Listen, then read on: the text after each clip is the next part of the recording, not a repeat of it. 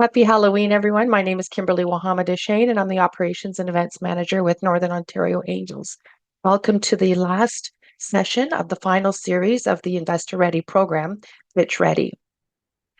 We will begin this Investor Ready program by acknowledging that we're all meeting virtually on Indigenous lands that has been inhabited by Indigenous peoples.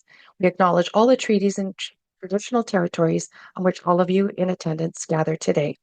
If you've not already done so, please mute your video and audio channels, and you can unmute and ask questions at the end. The Investor Ready program is a partnership between Northern Ontario Angels, Business Centre, IION, and the City of North Bay Economic Development Department.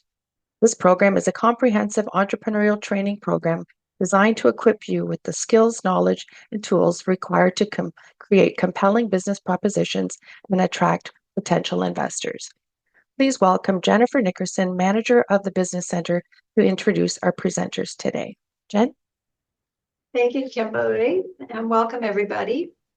I have the pleasure of introducing our two guest speakers today. I'll start with Matthew Doherty.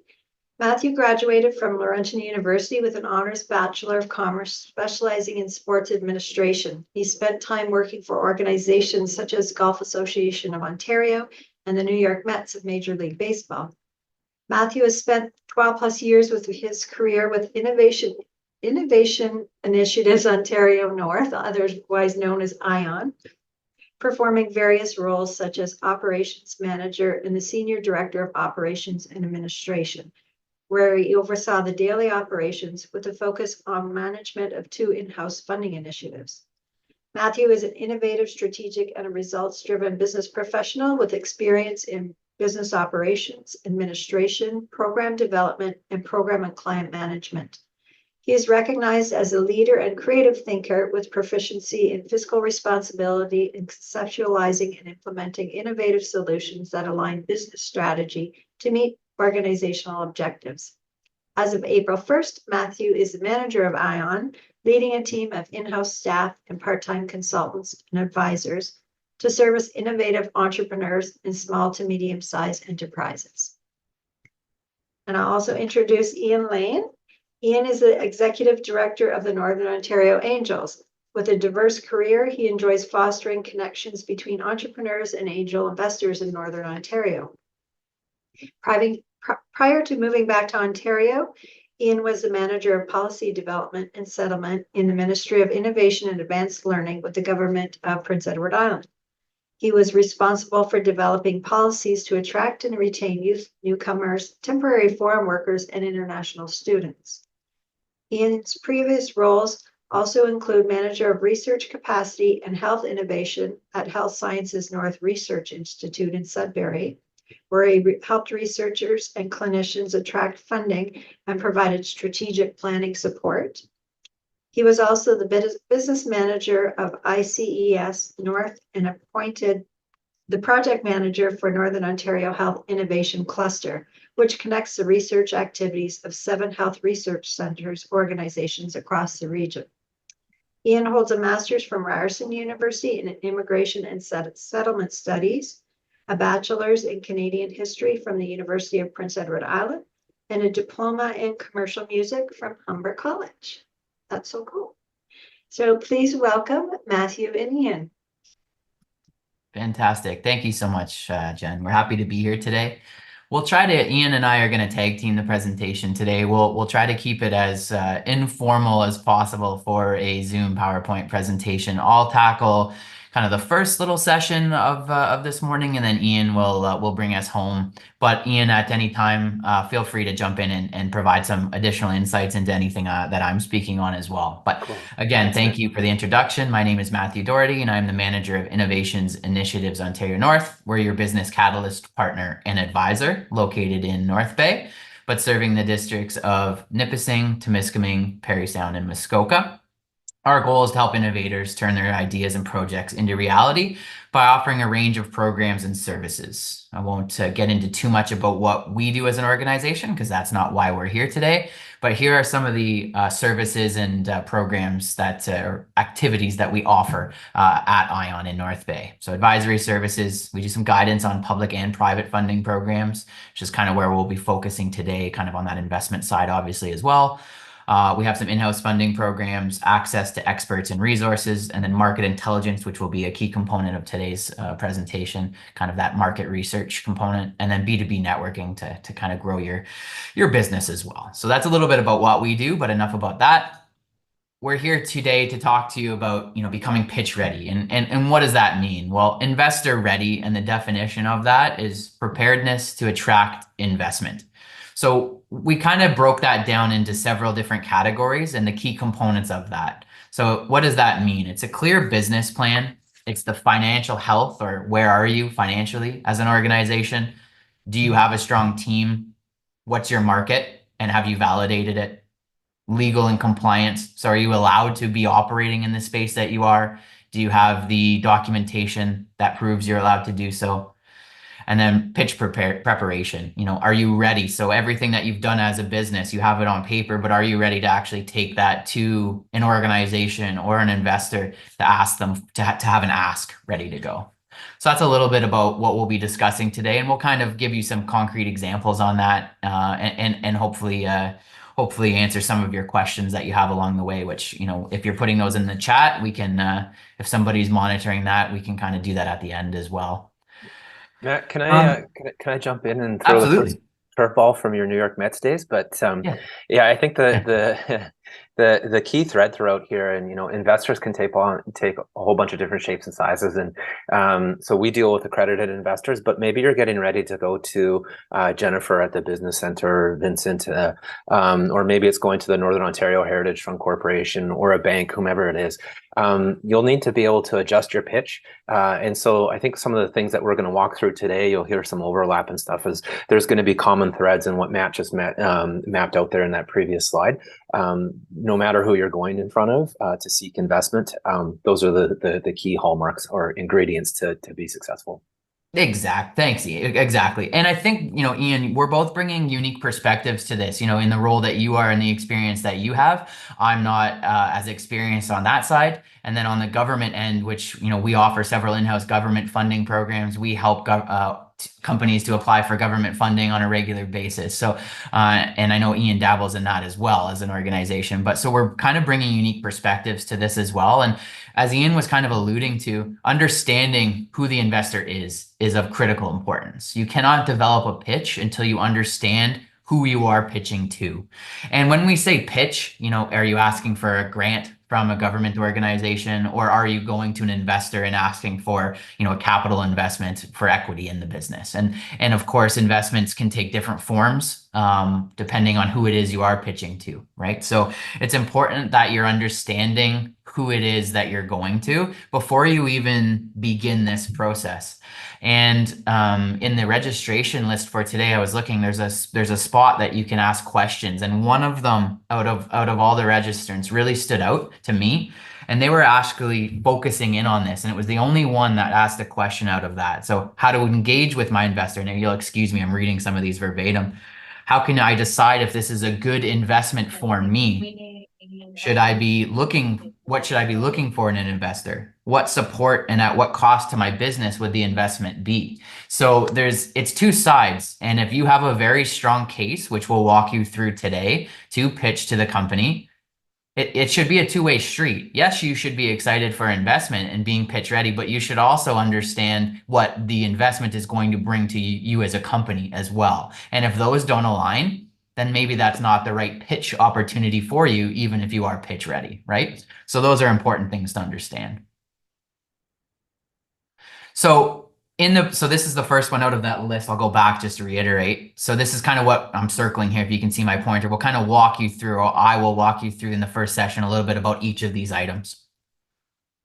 So the first one is the business plan essentials. So obviously it's important to have, a plan on paper. Us at IION, we're not a big supporter of a large drawn out business plan documentation. It changes so frequently. Companies pivot all the time. You're going in different directions based on, the market, what the market is telling you, right? So these are taken directly, these points are taken directly from what's called the business model canvas. And essentially, these are quick snapshots. It's meant to be a visual representation of a business model that you're highlighting all the key strategic factors. So these are the items that you'll be focusing on in a business plan as well, but also you should be highlighting during your pitch. So the value proposition, what makes your business better than others? What are you bringing to the table? What's your key innovation? What's your uniqueness?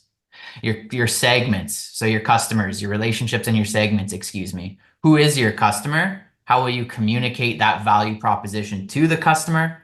And then how will you interact with your customers? That's all important things that you're going to be getting across. Revenue streams, of course, that's another important one. What are your key resources? That's another one as well. Activities. I know I'm reading off the screen here, so I don't want to bore you, but what are the activities that will enable you to deliver on that activity? So think back to your value proposition and how you're going to be able to deliver on those things through these key activities to get to that value proposition that you've proposed at the onset. Partners who you're bringing to the table, not just your team, like internally, but who you're utilizing in your network, everything from your lawyers to who's helping you. Maybe you have some expert consultants on the outside that are directing you and guiding you, such as Ian at the NOA, for example, or myself, or Jen at the Business Center, or anyone else on the call on a partner side, the City of North Bay. And excuse me, I hope I'm not forgetting anyone else. But you can turn to us to help you kind of guide you in that direction as well. And we hope that you view us as a partner in this with you. And then finally, your costs. So what's your cost structure? What's your major revenue activities? What are your major costs? You don't need to get as detailed necessarily in the pitch, but you should be thinking about your cost of goods sold. They're going to want to know your profit margins and everything like that. These are essential. If you're generating a 10% profit margin on your cost of goods sold, that might not be as attractive to an investor as a 80% profit margin, right? Are you taking advantage of economies of scale, or is there room to grow there? They're going to want to understand these things to see what the potential is to continue to grow that business, right? Financial readiness. So again, I kind of maybe jump started this slide, but how much revenue is your company generating? And if so, by which streams? That's going to be an important thing to consider. So they're going to want to know how your revenue is broken down. Also projections, where do you see the business going? And not just numbers on a spreadsheet, but validated numbers. Those are going to be of essential importance for that they can understand and do their due diligence on the back end to ensure what you're putting in front of them in terms of the potential of that company to get from A to B is correct and validated. Matt, can I interrupt you for a sec? I apologize. No. Yeah, the projection stuff is really interesting. I don't know if people connected into the Investor Insight module that we did last week, but Chad, one of our colleagues, was mentioning how you're at an early stage. It's hard to have surety in your numbers, and your investors, your partners are going to understand that. And so, do the best you can based on research, based on your competition, to try and ground them in the most pragmatic, reasonable projections that you can do. But I think there's an understanding that you're probably early, so they don't have to be exact, but you'll have to defend your methodology or your reasoning and where you arrived at these projections. And so, I just wanted to share that. I think that was topical of what we talked about last year from an investor standpoint. Thanks, Matt. Yeah. No, and thanks for tying that into the previous sessions, Ian. I think that's important. All the sessions that you've been participating in up until this date has kind of been accumulation to allow us to put what we're putting on the screen and to talk about what we're speaking to you today about. So very important to tie that all together. Thanks for that, Ian. So your team. So I know there's many different ways that you could look at this, but every investor in becoming pitch ready, and I know Ian will speak to this a little bit later in more detail as well, but you're going to have a team. Depending on the sector that you're operating in, depending on, if it's a product, process, or service that you're developing, depending on if it's a tech business or a food-based agribusiness, it's going to look different. But at the core, there's going to be a founder. You should probably have somebody looking at the operations, definitely the finance. That's going to be important. always, always, always, there's going to be a subject matter expertise, that expert that basically allows you to have that validation, somebody on staff who knows exactly, what space you're living in. And then marketing and sales. Now, this is easy for us to sit here and say, who's paying for these positions. Obviously, if you're looking to become pitch ready, maybe you don't have these positions yet because you're still looking to generate some capital. Maybe the founder's wearing all of these hats at the onset, right? Every situation is going to look different. And I don't want to sit here and say that these are the positions that you have, because that's a perfect, case example. And it's not always going to look like that. But these are the things that at least the founder should have knowledge of if they don't have those other staff members on the case or on their team, excuse me. There are others, but I would say that, and Ian will go into more detail on this later, so maybe I'll kind of leave this for now. But from what I've seen, these are the key areas, and Ian can comment more on that later.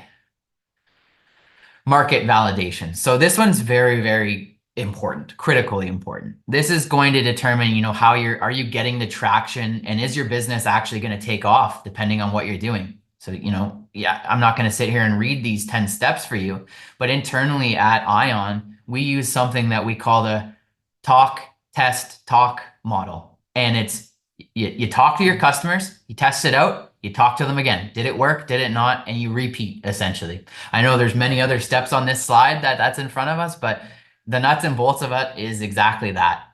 It's not what you've defined for your product, process, or service to be that you're trying to get to market. It's what do your customers want?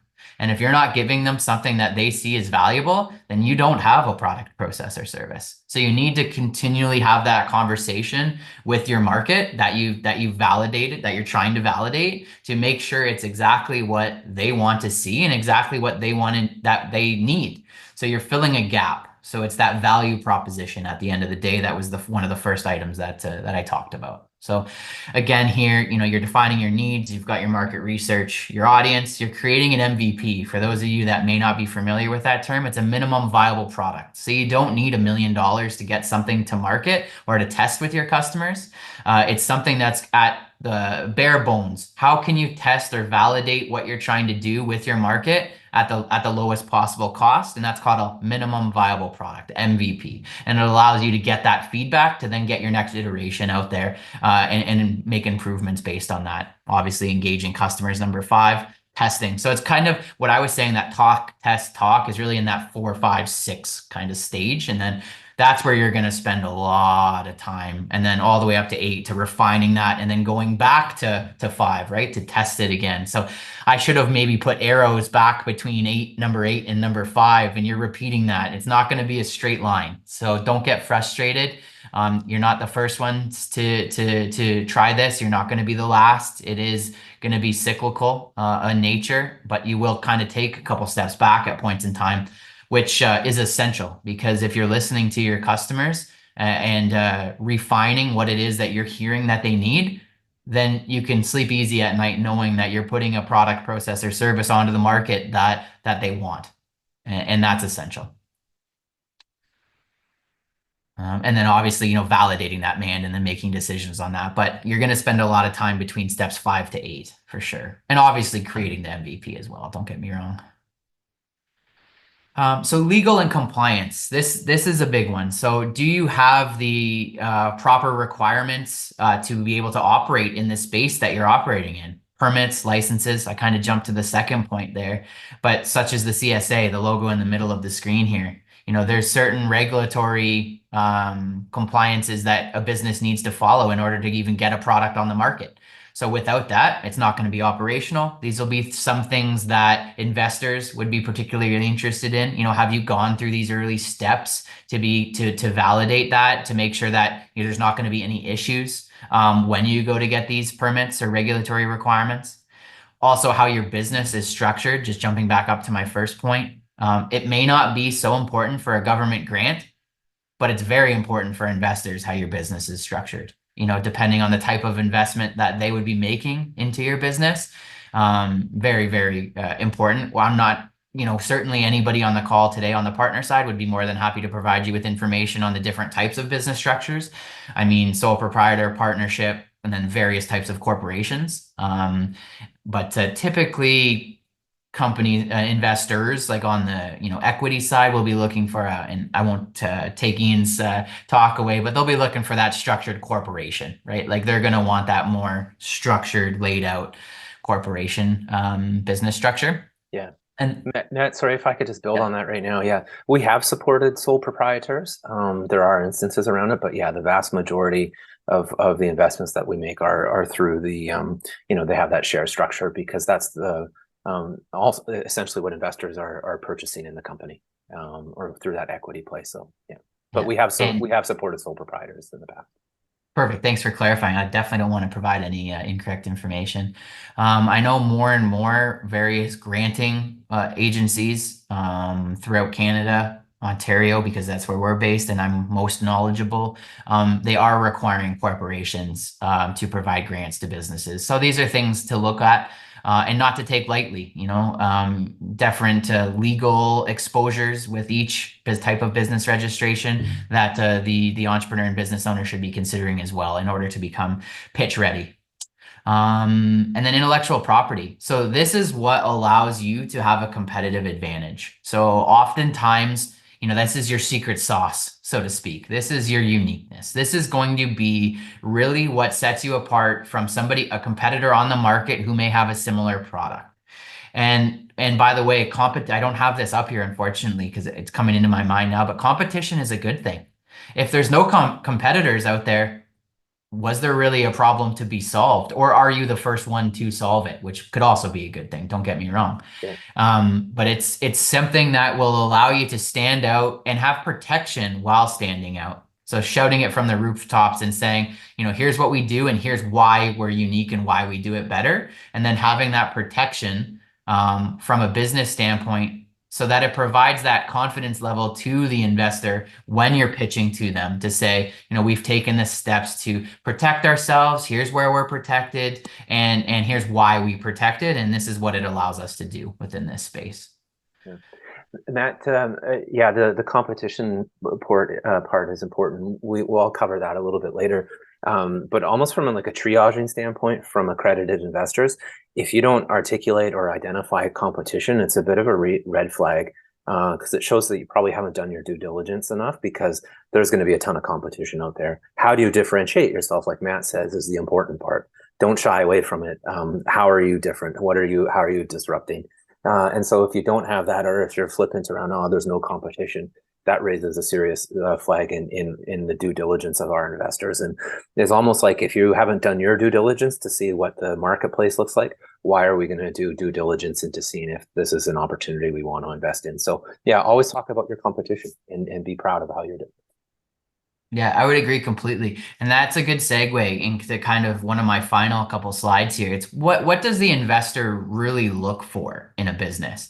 They looked at you're solving a problem. So is the business addressing a validated problem? So again, I'm kind of summarizing what we've been going over to so far this morning. So is there really a problem that's being solved here? And if so, fantastic, that's a check mark.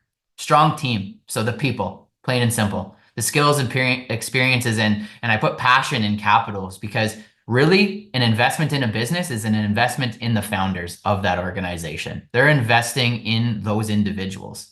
I've sat in numerous presentations, and I know Ian can validate this and speak to it more than I can, but they would say the same thing. Investors are investing in the person. The company is the idea, but they're investing in those people, and whether that they believe those people can make that a success.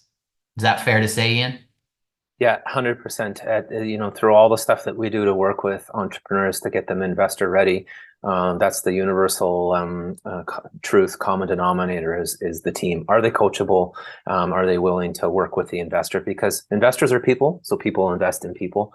And I think there's a lot of understanding amongst our cohort of investors that, what the idea is today could change. Are you ready to pivot? Is this the team that's going to be able to go through the challenges of entrepreneurship, scaling a business, have the resiliency and the sticking to it to be able to scale? And so you can distill all the complexities of investment, angel investing out of it. And at the end of the day, it's investors are people, and they invest in people. Bingo. Yep, plain and simple. Market opportunity. How big is the total addressable market? Or more importantly, how much money can this opportunity generate? So, have you done that market validation, which is one of the key points that we were speaking to, and demonstrating that to in your investment pitch? It doesn't need to be lengthy, in my opinion, and Ian may have a different opinion, but 10 minutes, if you can't get your point and your pitch across in less than that, there's probably something wrong with your pitch, and it needs to be a little bit more concise, perhaps. Scalability, which is kind of the back half of my market opportunity point. Is it possible to allow for the growth the way the business is currently run? So is the business going to be capped at some point just by the way in which it's operating? Or are they taking advantage of economies of scale to lower their cost of goods sold to be able to generate additional profits and scale in additional ways to more markets because they can produce more product? These are all things that they're going to look for. What's the highest potential possible for this investment when you're making that pitch is what the investors are going to be looking for. Is it 5x? Could I get to 10x? And in what period of time, right? And then that kind of is a good segue into the exit strategy. That's what they're going to be keeping in the back of their mind the whole time they're listening to you is, where's my ROI? How do I get my money back out of this? They want to help. They're in the business of helping. They're obviously in this industry because they enjoy it, but they want to know how are they going to make their return on this? What's their exit strategy? Yeah, Matt, on that exit strategy stuff, that's also a moving target. Again, there's an appreciation that growing and scaling your company is taking on one form today, but it's subject to change. And so look at your exit strategy going, here's some of our competition that's done some exits. It took them 5 years to get to this point. We believe we can do it as well, based on our differentiating factors. But I don't think contractually when an investment is made, any investor is going to hold you to that exit because it is a moving target. It moves with the environment. It moves with the business landscape. But again, articulating that at an early point, just shows that you've done your research and have your fundamental pieces in place. And so you don't get hung up on being exact around that, especially in the earlier stages of things, because like many of these things, it's subject to change. Yeah, for sure. Part of the discussion, something to consider so that you're demonstrating exactly as Ian had mentioned, for sure. So preparing your pitch. So taking everything that we've been discussing this morning and then telling I call it your story. You should be speaking them and crafting this story for them. It shouldn't be segmented, kind of the way that I'm presenting this morning in those different areas. It should be a smooth story. Here's why I started the business. Here's what problem it's solving. Here's why I enjoy doing what I'm doing. Here's how we make money. Here's who our customers are. So on and so forth. You're telling a story, and the smoother that story becomes, the more enjoyable of an experience it is for either a government agency to hear it, or for an investor during your pitch to want to invest into your business. So obviously, I focused on two of the larger companies in our day and age, Dropbox and Airbnb, and what they did well, and what were kind of key takeaways from their pitch. So you'll see Dropbox, they used a demo to showcase how it worked and how it made it easy. So again, their value proposition. They focused on that pain point and they showed how they were going to eliminate it. Here's the problem, here's how we solved it. And they used a video to be able to do that. Very, very compelling, right? Among all these other elements that we're discussing here today. And then Airbnb, again, clearly identifying a problem. They presented that simple, innovative solution, renting out spare rooms. And then they focused on that user experience and the potential for the market growth. So again, where can it continue to go? So again, these are both examples of how they successfully told a story where they're demonstrating a pain point that they're solving. And once you can understand, once you've got people nodding that you're solving a pain point, the rest of that story becomes much easier. These two companies, I'm just looking at the time here. I think I've only got one more slide and then a short video, if that's okay, Ian. Okay. So these two organizations both participated in an accelerator, which is basically like a group of organizations or a single organization that provides supports to a business to help them move along the path towards commercialization and getting their product, process, or service out there. They participated in an accelerator called Y Combinator, and it's in Palo Alto, California. Very successful. It's in Silicon Valley, if you've heard of that, in California. And we've actually, IION has sent a client successfully to that exact same facility, and they participated in Y Combinator. What they went down there doing and what they came back doing were two different things. So that speaks to another point of, the willingness and coachability of the individuals in the team to be able to pivot. Their technology stayed the same. Their markets changed, the way in which they were facilitating their internal processes changed during that. So their core technology was still there, but they're serving kind of a different purpose now. They've pivoted, and maybe perhaps that term is overused in the industry, but they were still solving a problem. It just changed who they were solving it for, essentially. They came back and they're now located. I'll leave the business name out of it, but they're now located downtown Toronto and doing exceptionally well. We're sad to lose them in Northern Ontario, but wish them all the success in those bigger markets.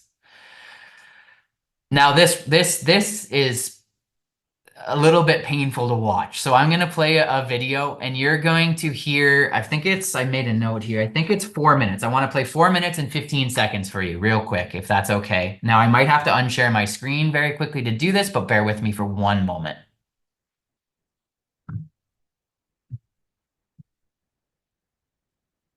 It's just playing an ad because I do not subscribe to YouTube Premium. So frustrated, but I'm listening really intently and I can't understand what you're telling me. Next into the den, a team of entrepreneurs from Toronto that says it's got the magic touch to help small businesses thrive. Hello, Dragons. My name's Reg Charney. I'm CEO of WizOf.biz. Matt, I think it's frozen. I don't know if anyone else is seeing it move. $50,000 for 10% of our company. Pause it for a second. Can everyone see and hear that okay? We can hear it, but we can't see it. It's frozen on the screen just before you went full screen. Yeah. Okay, I'm going to stop, unshare, and then I'll reshare very quickly. Thanks, Vince. No worries. At worst case, the audio will be fine as well. So if it doesn't work, I'm just going to keep playing it. On Kevin O'Leary's final point, let me just share my screen and bring up the PowerPoint again. Everyone can see that again, okay? Great.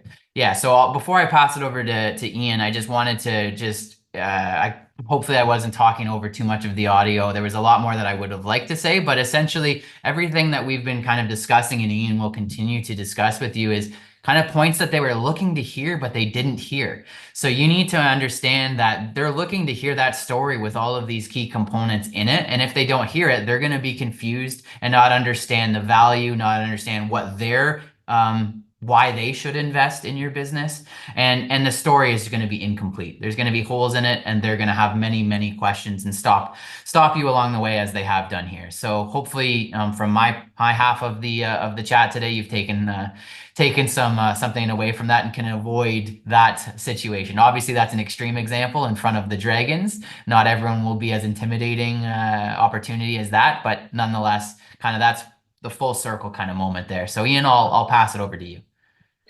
Awesome. Thanks, Matt. I'm going to have to adjust my pitch here, like we recommended to our clients at the beginning around knowing your audience, and we're just in the interest of time, so we can open up some questions. But yeah, that was an uncomfortable one, Matt. I'm now slightly nervous as I walk through my own pitch here. I don't want to mess it up being the expert, I suppose. But people know Dragon's Den. That's a form of angel investing, and it has the bright lights, the stage. It's supposed to be marketed to get viewership and stuff like that. But those dragons are putting investments into companies that they believe have high growth potential. So it is a form of angel investing because they're taking that equity play. I would like to say probably something that differentiates us as an organization is that we work with our with the clients that come to us. And if they're not ready to be put in front of investors, we're really, really lucky to have a number of partners, 3 of which are on the call here today with Matt from IION, Jen and Vince from the Business Center, and Natasha from the city of North Bay. So Northern Ontario is really lucky to have a number of great agencies that will help people move along depending on where they land on their growth stage. So I don't think we would be angry or frustrated like the Dragons demonstrated, but we'd obviously want to work together to make sure that the client's getting the right services where they're at. So without that, yeah, I've already gone off my pitch script. So for those that don't know us, we're really meant to link accredited investors with entrepreneurs across the region. And Matt, if you can advance the next stage. We've been around for almost 20 years now. Actually, next year will be our 20th anniversary. So look, we'll be doing some celebrations across the region. But we connect in with the National Angel Capital Organization, Angel Investors Ontario. We are the only accredited angel network in Northern Ontario. So we service the entire region, which is Muskoka upwards all the way to the Manitoba border. And it really is connecting founders with high growth potentials with accredited investors. And accredited investors meet criteria that's set out through the Ontario Securities Commission, and they're high net worth individuals. So these are folks that have made some wealth in whatever businesses or work that they've done in the past, and they want to put their own capital, their own money into the company to help them grow and succeed. And so we often hear, and we talked about this last week on the Investor Insights call, that there's a lot of time founders will say, well, I don't want to give up equity in my company. Well, if you're going to attract an investor, you are giving up equity. But I think a different way or a way to reframe it is, what are you gaining? So Matt kind of talked about in some of the answers or the questions before we started this, what are you looking for in an investor? Or if it's the Northern Ontario Heritage Fund Corporation or a bank, should always be looking for a partner that wants to help you succeed and move along and grow. And it really is that partnership stuff. So an angel investor is going to transfer their experiences, their connections into different markets, into different channels, for instance. They want you to succeed. And they want to transfer their experiences onto you so that you do well and grow. It's one way to safeguard their investment, but it really is a partnership. And I can think of an example for a company that we worked with a number of years ago that had gone beyond angel investing. They'd grown to such a stage where they were working with conventional financing banks.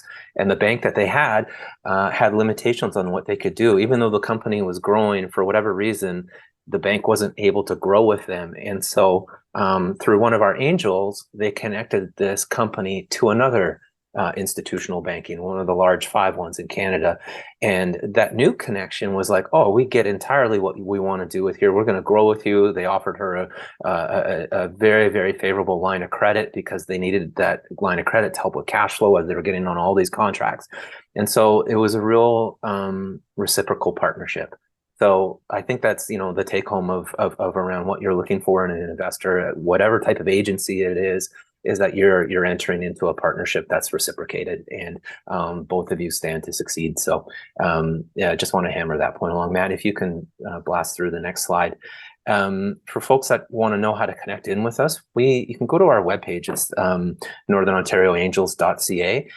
You'll see that there's 2 buttons towards the bottom. One is for entrepreneurs, the other is for investors. If you're an entrepreneur, you hit that button and you fill out a form, and that accesses the services available to you. And it's basically a 40,000 view of your business, where you're at, what you're needing, but allows us to access your services. So we do an initial review. We'll reach out to you around where you're at. And if you are deemed investor ready, we usually connect you with one of our consultants. So we have 5 across the region. You met Chad last week. He's one of them, based out of Parry Sound, and does help in Muskoka, connects into North Bay on a regular basis. And then, if it's going well, there's a bunch of different ways that we can connect you to our accredited investor network. Sometimes it's at a coffee shop. Sometimes it's a large public forum. Sometimes it's a little bit of a smaller private pitch. But we're really lucky. We've been funded by FedNor over the last 20 years, and it really affords us the opportunity to be nimble around how we can get you in front of the right people.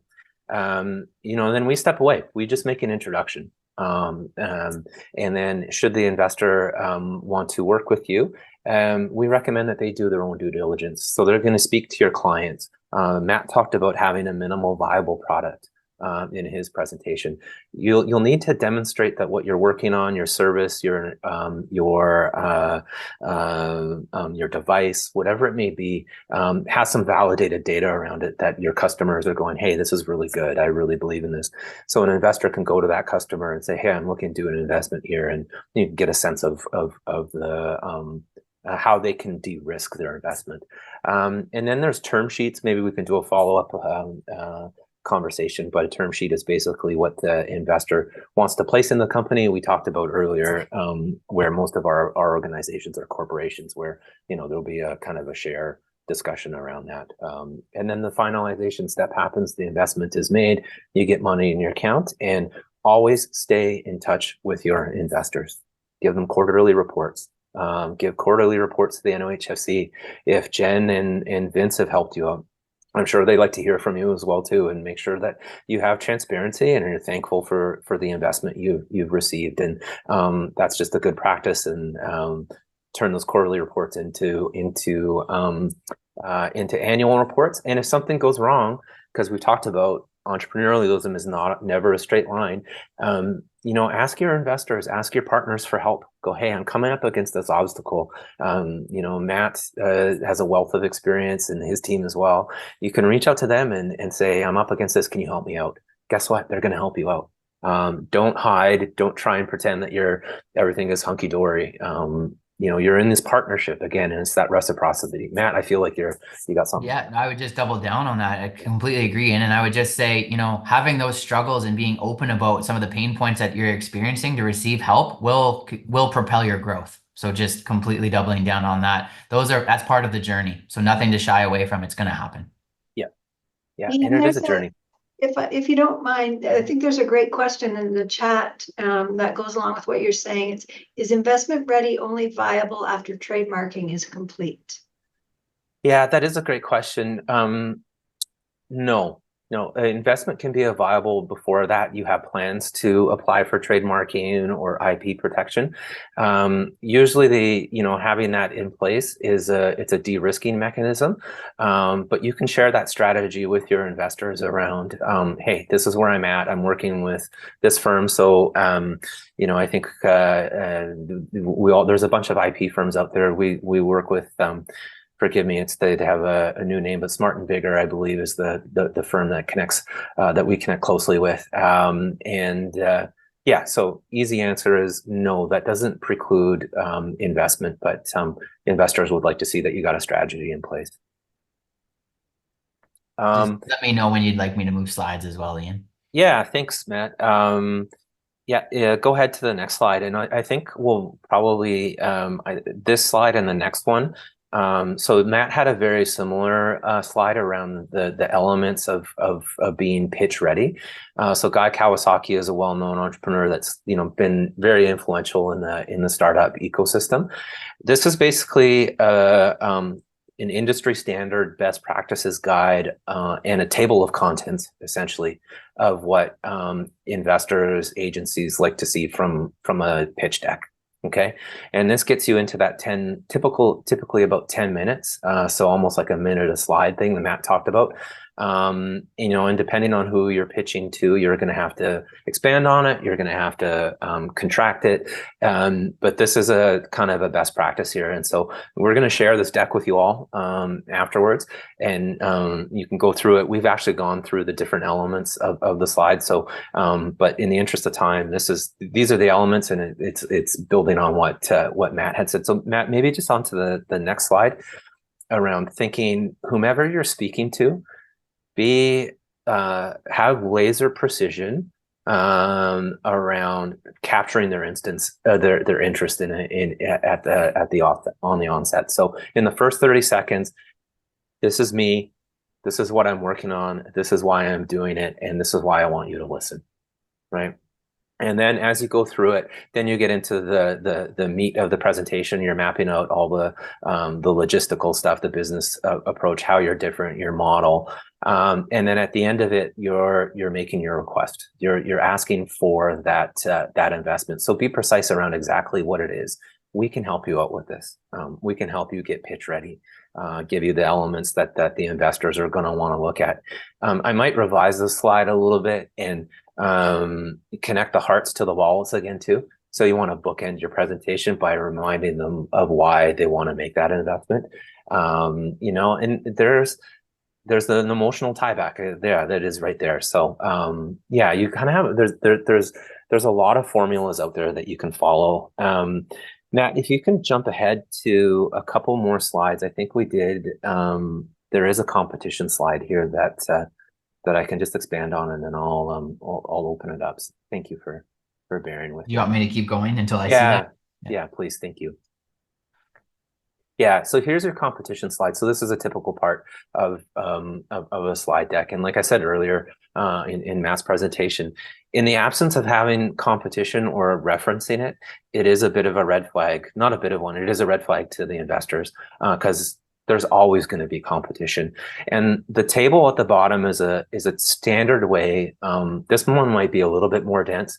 Like if you've got, so basically you would have one company here and that's you, who checks all the boxes or the majority of them. And then, you know, here in this example, there's 5 other pieces of competitors. Sometimes there could only be 2, but make sure that you have that in there and you name them and you say, this is what they do. This is what we do. And ideally, your check marks are going to weigh towards you because this is how you're differentiating yourself.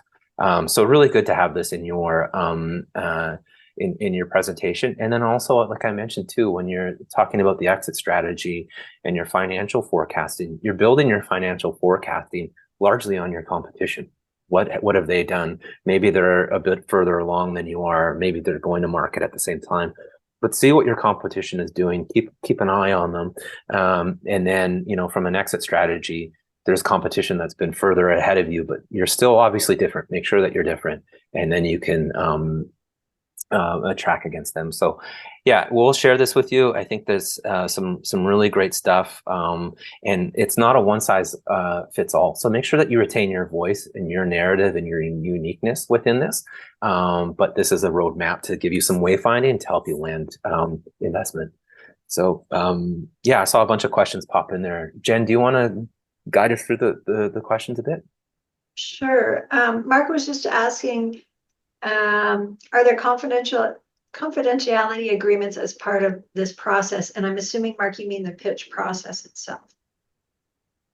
I think I mean more than the pitch process, because I think, you know, but if you start looking for investment and you start really going into the details of your project, that's when I think it's more of an issue than just a 10-minute pitch. Yeah, it's a good point, Mark. So all of our investors, when they sign up, they have to sign what's called an attestation form. And that attestation says that they meet the criteria of being an accredited investor based on the Ontario Securities Commission. And there's also a confidentiality and ethics clause a part of their sign up. So they're under a blanket confidentiality. We also, our team, our board of directors, myself, all sign confidentiality forms to govern our organization. And so it's one of the things that we pride ourselves on. You'll see it in our website and our strategic plan, that confidentiality is important because we want that trust and confidence to be built in our suite of services, that we're not just sharing a whole bunch of different information out there. And one of the other things that we do is, you know, before we put you in front of an audience and say, for instance, we want to get you on stage at an event that we're doing in North Bay with our partners here, there's going to be a lot of public members there. We'll get you to waive, you know, or get consent from you to be in that forum. And if you're not comfortable with it, then we'll find a different avenue to get in front of investors that you'll be comfortable with. Because yeah, we want to make sure that you're comfortable and not sharing the pertinent details of your company that you know, give the colonel's secret sauce, as Matt would say.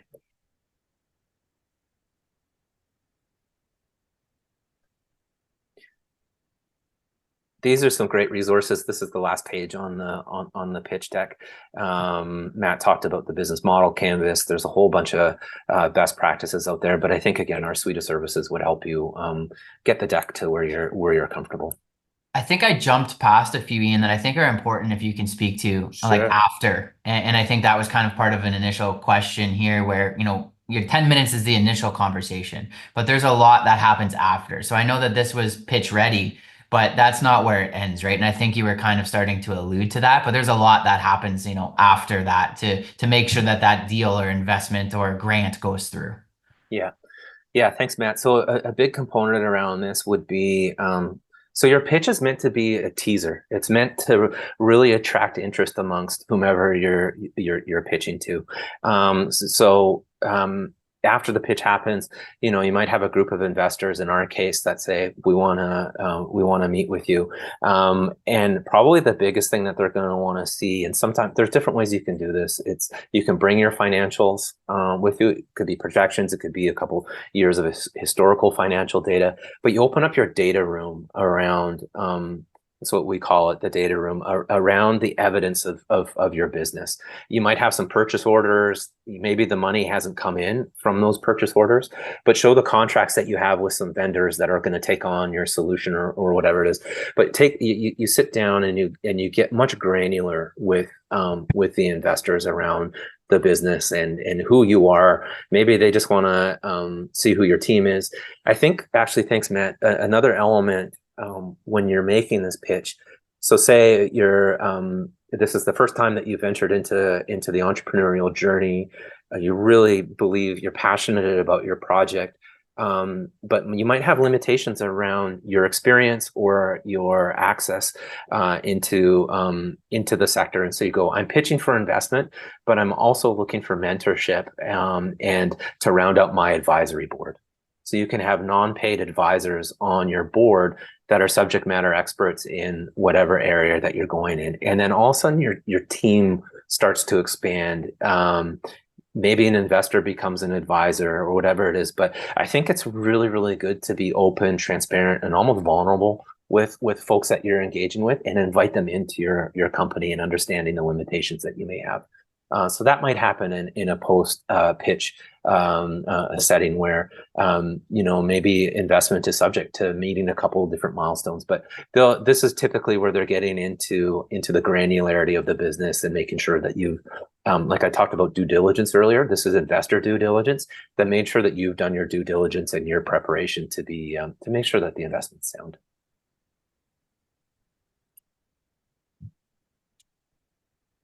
I haven't opened up the chat dialog box, but is there other questions there, Jen? Or Yeah, there's one just popped up. In our pitch, should we include our existing networking capabilities? I'm not sure if I understand the question. A little bit more context around if you're comfortable. Yeah. So like who your with our company, we're a cleaning business. Okay. But we've networked where we have other people that have joined up with our company, say windows, exterior windows, some people that do landscaping. So if someone's looking for a variety of services to, again, our niche is sort of homes or renovation and construction builds, then we include these people in our pricing. So we include the fact that we have networked with other people. Yeah, thanks. I would say 100% include that with the caveat that you have those vendors, those partners' permission in your to share that in your pitch or in the post pitch part of it. That just demonstrates that you've got a broad reach, and you're connecting with people that are going to help grow the business, and that you've gotten to a certain point where there's value, almost testimonial in a sense, and tangible partnership. So I would 100% include your networking capabilities. And I would agree as well. I don't have anything to add. I think that that's the extra value that you're providing, right? Being an all-in-one service, similar to construction companies who handle that subcontract process, right? Like you're removing impediments or issues that other people could experience in bringing 3, 4, 5 different parties together to facilitate a like-minded or complementary service. And if that's going to aid in that conversation, absolutely. Great question. There was one other question earlier on. Somebody asked if there's differences between presenting for a grant versus investors. Yeah, definitely. I think, and I can really quickly just comment on that. Yeah, well, what's the purpose? Why are you presenting, or why are you pitching, or why are you completing said document? And if the goal is a government grant, they're gonna want to hear, that you're creating jobs, that you're generating XYZ in revenue, not necessarily the cost of your product sold, but they're going to have a different set of criteria that they're evaluating your company against in order to receive that grant. I'll comment on that. I'll let Ian comment on more on the investor side. Yeah, I agree with Matt. And I think what would like the thread to connect between government grants and investors is that within the government grants, and I'm thinking it's the Ontario Centres of Innovation, Northern Ontario Heritage and Corporation, FedNors, there's different layers of decision making within each of those agencies. So you're usually paired with an officer, and you need to pitch to that officer so that they become your champion within their organization to help move your application along. So once it's going along that process, if they need if some of the decision making needs clarification on the business, they go to your champion and they know exactly what you're doing. And so that starts at the pitch to them. Similarly with angel investing, we often talk about a lead investor. So a lead investor will just de-risk it for other investors that go, hey, this person really believes in this. They've put $100,000 into the company, and that will get other people interested in it because, hey, they respect this person. And so you have that champion again, and it all starts at that pitch part of it. So, different material that you're pitching, maybe a little bit more granular. Within investors, it's not as prescribed because the government grants are a little bit, here's your forms, here's phase 1, here's phase 2 type of a thing. But you're ultimately still pitching to people that need to believe in your company, need to believe in you, need to believe in the idea and how it differentiates. And so I think that's where there's the commonality amongst different stakeholders. I would agree. The nuts and bolts are still the same, although some of the elements may differ, but your core components still need to be there nonetheless.